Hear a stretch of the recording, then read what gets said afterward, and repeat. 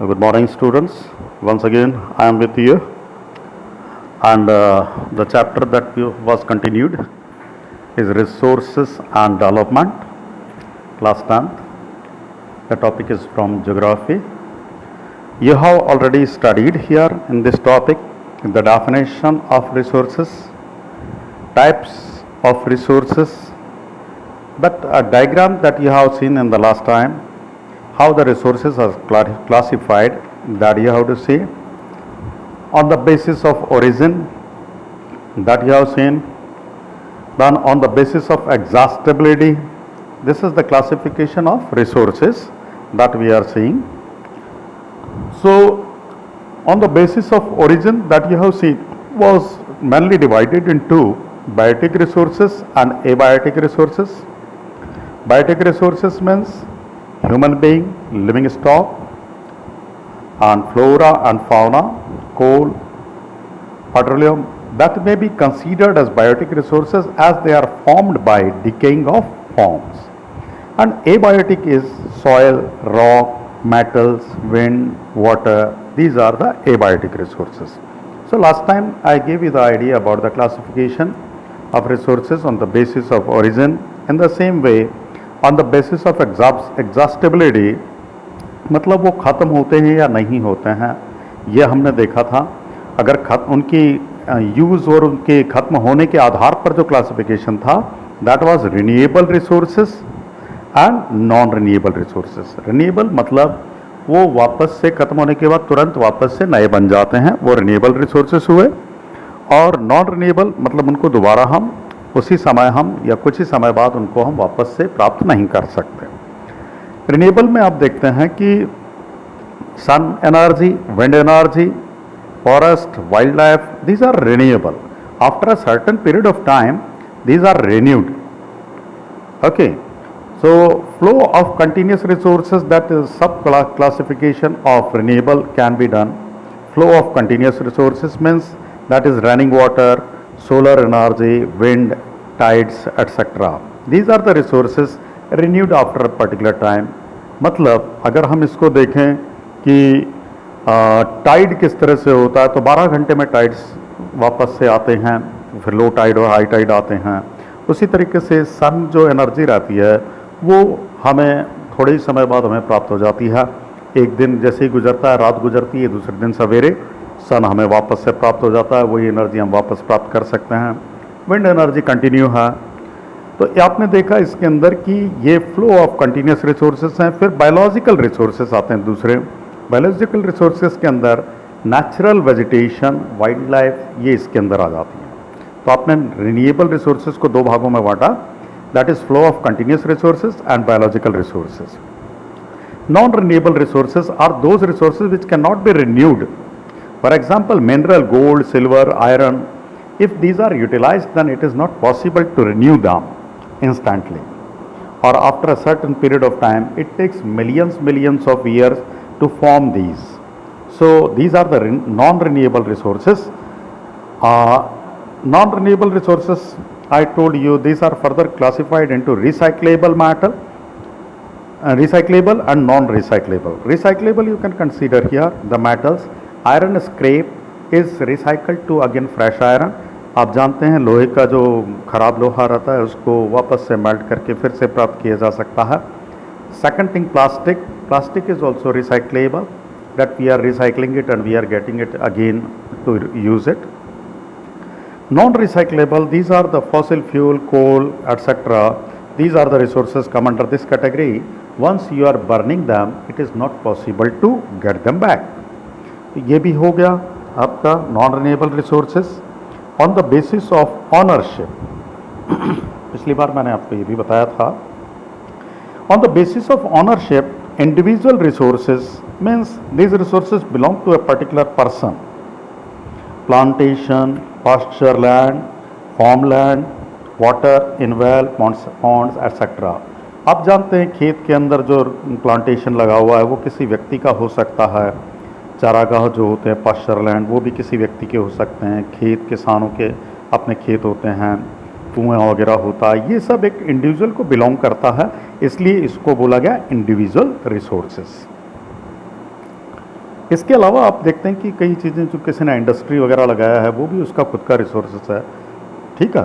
तो इस तरीके से हम देखते हैं कि कई चीज़ें जो नेचुरल की हम बात करें तो जो मैंने अभी आपको बताया वो सारे रिसोर्सेज अगर किसी के व्यक्ति के अपने अधिकार में हैं तो इंडिविजुअल रिसोर्सेज में आता है। Community owned, these resources are accessible to all the members of the community, that is grazing ground, burial ground, ponds in village and public parks. ऐसे जो रिसोर्सेज होते हैं जिनको कि हम अकेले यूज़ नहीं करते हैं, पूरा एक ग्रुप यूज़ करता है, पूरी एक कम्युनिटी यूज़ करती है, उसको हम कहते हैं कम्युनिटी ओन रिसोर्सेज। एग्जाम्पल के लिए एक गांव में अगर कोई तालाब है उसका पानी सब यूज़ करते हैं। बरियल ग्राउंड है तो हम उसको भी यूज़ करते हैं।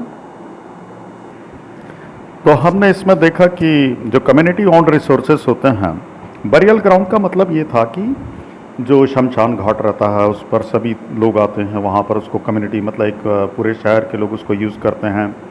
ग्रेजिंग ग्राउंड मतलब ये जो पशु चरने के लिए जाते हैं वो भी सारे लोगों के रहते हैं। पार्क है कोई, उसको भी सभी लोग यूज़ करते हैं। तो this is a community own resource.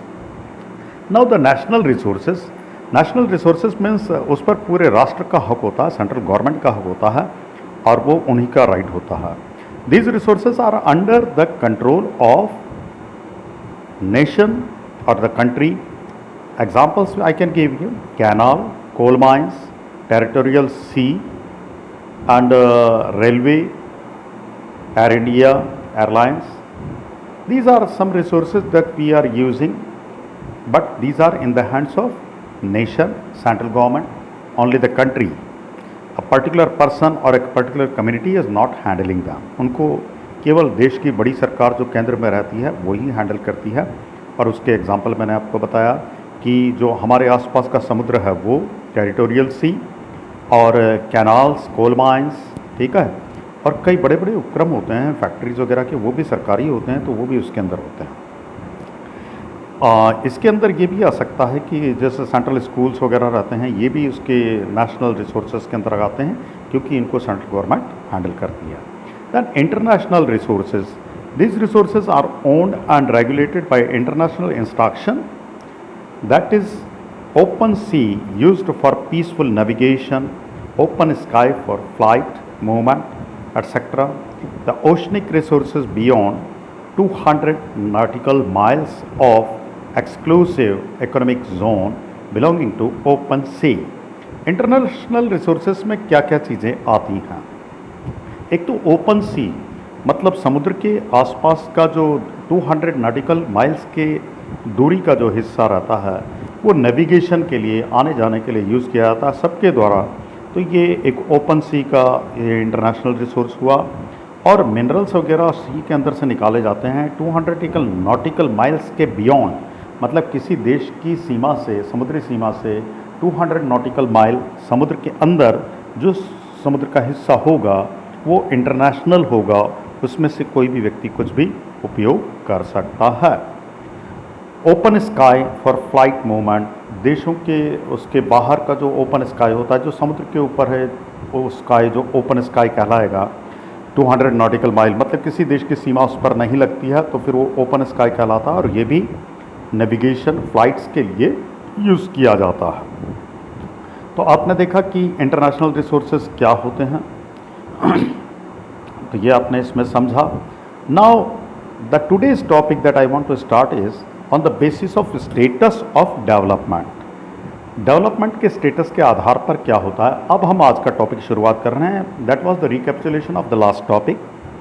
Now these are on the basis of status of development potential resources. These resources are found in a region in abundance but have not been developed properly. ये resources वो होते हैं जो बहुत ज़्यादा मात्रा में पाए तो जाते हैं लेकिन इनका उपयोग अभी तक सही नहीं हो पाया। हमारे पास हैं लेकिन हम उनका उपयोग अभी तक सही रूप में नहीं कर सकें। एग्जाम्पल के लिए solar energy, wind energy, these are the energy, these are vast in our country. The availability of this energy is vast but still we are not using.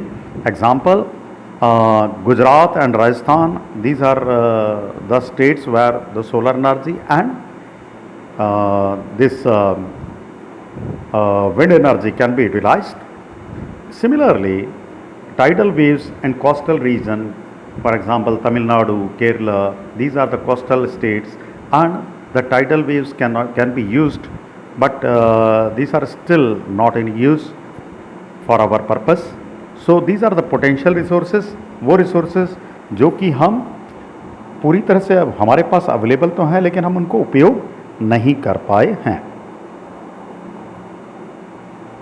Now developed resources, these resources are surveyed and quantified for utilization through available technology, that is coal, petroleum, etc.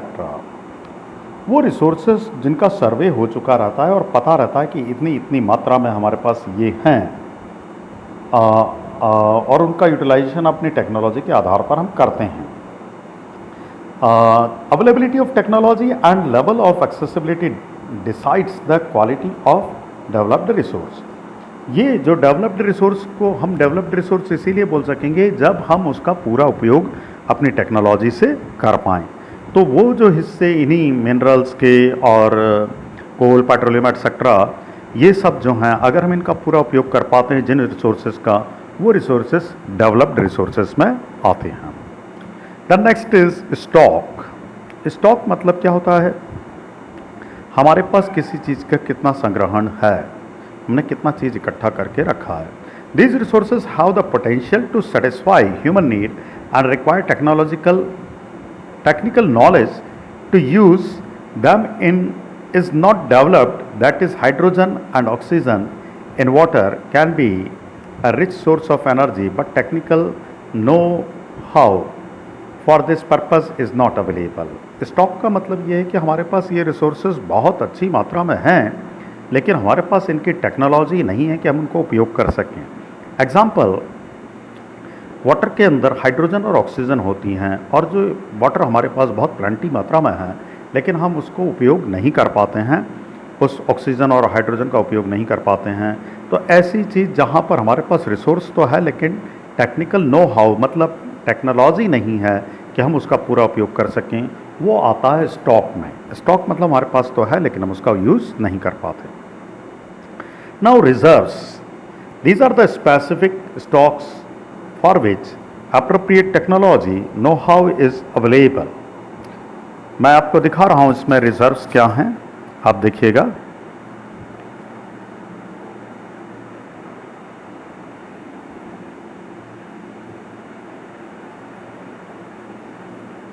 ये आप देखिएगा reserves जो इसमें दिखा रखा है मैंने point.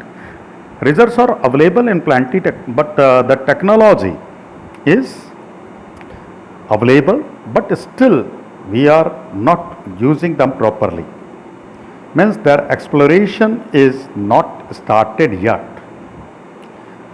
हमारे पास वो रिजर्व वो कहलाते हैं जिनमें हम ये जानते हैं कि तो रिजर्व्स क्या हैं, मैं आपको यही बता रहा था. रिजर्व्स वो हैं जो हमारे पास स्टॉक में रिजर्व हैं लेकिन स्टॉक में हैं, know how technical know how भी है लेकिन अभी तक हमने उन्हें स्टार्ट नहीं किया है. जैसे एग्जांपल के लिए हम लें तो हाइडल पावर एनर्जी के लिए हमारे पास रिवर्स हैं, ठीक है. तो ये पानी जो है उसको नेविगेशन के लिए उन नदियों को यूज़ कर सकते हैं पर हम अभी तक यूज़ नहीं कर पाए हैं. तो इनका एक्सप्लोरेशन जो होता है वो लिमिटेड हुआ है, अभी तक हम उसको पूरा नहीं कर पाए हैं जबकि हमारे पास वो अवेलेबल है. तो ये जो चीज़ें होती हैं उनको हम कहते हैं रिजर्व्स, ठीक है. तो आपने ये रिसोर्सेज का क्लासिफिकेशन देखा अलग अलग बेसिस पर. पहली बेसिस थी on the basis of origin, second था on the basis of exhaustibility और limitation of use, and the third was on the basis of ownership, and the fourth just I deal you that is on the basis of status of development. Now would like to see here development of resources.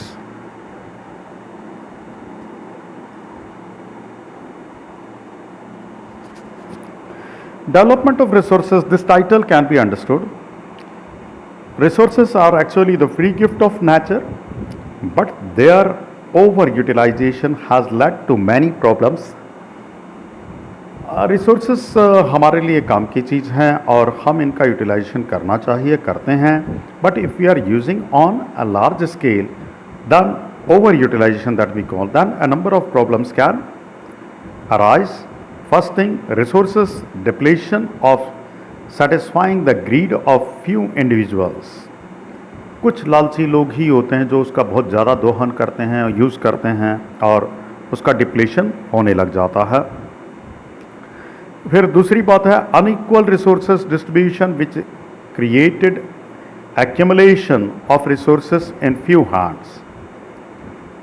Unequal resources distribution, अगर कोई resource किसी समाज के बीच में बराबर तरीके से नहीं बट रहा है तो वो अनइक्वल डिस्ट्रीब्यूशन होता है और कुछ लोगों के हाथ में ही वो चला जाता है, due to which society is divided into rich and poor.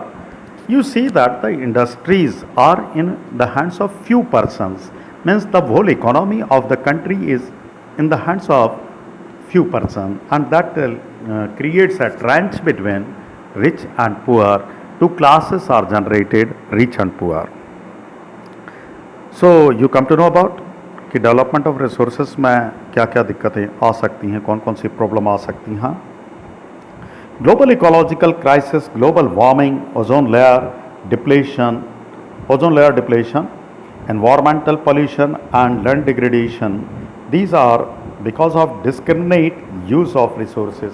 ये सब जो चीज़ें बताई आपको कि ग्लोबल वार्मिंग का होना और ओजोन लेयर का डिप्लेशन होना, एनवायरनमेंट में पॉल्यूशन होना, लैंड का डिग्रेडेशन होना, ये सब आपका इनडिस्क्रिमिनेट यूज़ मतलब अच्छा सही असामान्य तरीके से यूज़ करना या असमान तरीके से उसका उपयोग करने के कारण ये चीज़ें हो जाती हैं।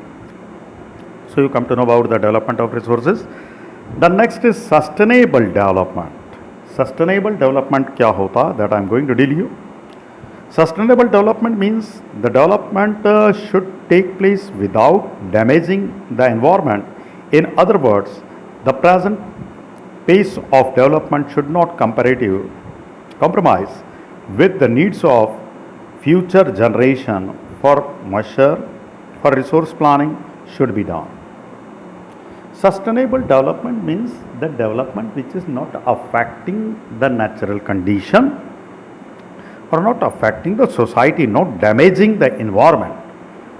कई बार रिसोर्सेज का उपयोग करने के लिए रिसोर्सेज हम उनका उपयोग करते हैं और उसके बदले में हमें बहुत बड़ा खामियाजा चुकाना पड़ता है।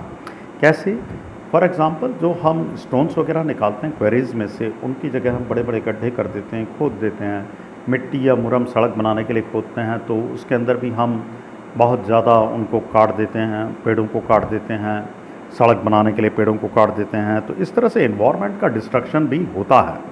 तो ये सस्टेनेबल डेवलपमेंट का मतलब ये होता है कि कहीं एनवायरनमेंट को डिस्टर्ब ना करें, किसी कम्युनिटी को डिस्टर्ब ना करें, वाइल्ड लाइफ ज़्यादा डिस्टर्ब ना हो, उसके साथ साथ अगर डेवलपमेंट करते हैं तो वो एक सस्टेनेबल डेवलपमेंट होता है जिसमें किसी को कंप्लेंट नहीं होती और ये फ्यूचर जनरेशन के लिए भी बहुत अच्छा होता है। The concept of sustainable development was first formulated in June 92 at the first United Nations Conference on Environment and Development. 92 में यूनाइटेड नेशन में सबसे पहले सस्टेनेबल डेवलपमेंट का मुद्दा उठाया गया था यूएनओ में, और ये जो हुआ था कॉन्फ्रेंस एनवायरमेंटल डेवलपमेंट की, conference on environmental development, this was held in Rio de Janeiro. This is a city of Brazil. This summit supported the global forest principles and adopted Agenda 21 for achieving sustainable development in 21st century. इसका M ये था इस meeting का कि 21st century में global forest principles के संबंधित 21 points का एक एजेंडा बनाया गया जिसके अंतर्गत सस्टेनेबल डेवलपमेंट किस तरह से किया जाए ये चीज़ इसके अंदर बताई थी। तो आपने सस्टेनेबल डेवलपमेंट भी देखा। Now the resource planning that I will deal you. Yes students, I was dealing with the topic resources planning in India. Resources planning means identification and quantification of the available resources along with their development. What does it mean? जो भी resources हैं उनको पहचानना, उनको चिन्हित करना. Quantification means what is their quantity in which and how much quantity they are present, and what to do to develop them means how to utilize them, that to think, and if we are utilizing them then they are called the developed resource. Resources planning should match with national development goals. जो resources की planning होती है वो हमारी उससे match करनी चाहिए national development goals जो हमारे हैं उनसे, मतलब पूरे राष्ट्र की उन्नति के लिए या देश की उन्नति के लिए जो हमारा उद्देश्य बनाया है उससे मैच होनी चाहिए. In India resources are vast but their development is insufficient और they are distributed unevenly. What I want to say that the resources are a number of more in quantity, but they are not properly utilized and distributed are unevenly. Means there are the peoples, some of the peoples are having these resources in their hand. Just I told you about the industries, etc. So this must be in an even pattern, not uneven. Examples are also can be quoted here. In Jharkhand, Chhattisgarh and Madhya Pradesh, these are rich in coal and minerals, but lack of technological institutions, means lack of technological and institutional support. These state I quoted here, Chhattisgarh, Jharkhand, Madhya Pradesh, they are rich in coal and mineral, but still the technology is not available in proper manner that we can use them. Arunachal Pradesh example can be seen here, has abundant water resources but lack in infrastructure development. Arunachal Pradesh is a small state, continuous perennial rivers are available and that water resources can be utilized but still it is unused. Rajasthan is well endowed with wind and solar energy but the lacks of water resources. Rajasthan में आप जानते हैं कि बहुत ज़्यादा मात्रा में आपका सोलर एनर्जी का यूज़ किया जा सकता है और विंड एनर्जी का भी यूज़ किया जा सकता है, लेकिन हमारे पास यहाँ पर वाटर के रिसोर्सेज नहीं हैं, इसलिए उनका भी उपयोग हम नहीं कर पाते हैं. Some states like Punjab, Haryana have poor resource basis but they are economically developed. अब देखिए अनइवन डेवलपमेंट कैसे होता है. वाटर रिसोर्सेज तो खैर हैं पंजाब वगैरह में, लेकिन दूसरे रिसोर्सेज जो इंडस्ट्रीज़ और उसके लिए होना चाहिए वो नहीं हैं पंजाब और हरियाणा में, फिर भी उन्होंने एग्रीकल्चर के द्वारा अपने आप को इकोनॉमिकली डेवलप किया है. So these are the situations that what are the resources of planning in India and examples were quoted here. Another topic is process of resources planning. किस तरह से रिसोर्सेज प्लानिंग की प्रोसेस होती है. The process of resources planning involves the following: identification and inventory of resources across the region of the country. This involves surveying, mapping, qualitative and quantitative estimation and measurement of resources. The first thing resource planning में ये देखा जाता है कि किसी भी जो resource है उसकी क्वांटिटी कितनी है, क्वालिटी कैसी है और वो किस तरह से हम उसका एस्टिमेशन कर सकते हैं, मैपिंग वगैरह की जाती है. ये पहला स्टेप उसके अंदर रहता है रिसोर्स प्लानिंग में. Second is planning for resource development using appropriate skill, technology and institutional setup. Resource अगर है तो उसका डेवलपमेंट किस तरह से किया जाता है, उसके लिए स्किल और टेक्नोलॉजी और उसके लिए इंस्टीट्यूशन का सेटअप होता है, वो चीज़ सब इसके अंदर देखी जाती है. Planning for resources development using appropriate skill, technology and institutional setup. Matching the resources development plans and overall national development plans. उनको जितना भी डेवलपमेंट का प्लान बनाया है वो नेशनल डेवलपमेंट प्लान से मैच होना चाहिए. इस तरह से हम 5 ईयर प्लान्स वगैरह बनाते हैं पूरे कंट्री के लिए और उनको हम अपने इसमें यूज़ कर पाते हैं ताकि जो रिसोर्सेज अवेलेबल हैं उनका यूज़ हो सके और उनका डेवलपमेंट सही तरीके से हो सके. So dear children, today I told you this much and the video length is increasing. That's why some of the topic I am leaving. Next time I will continue it too. Till then, Thank you, but I want that you should read the lesson and please make the notes and write the question answers of the text from this book. Having any trouble, we will meet again. But here I am explaining all the things remaining you have to do. Thank you very much.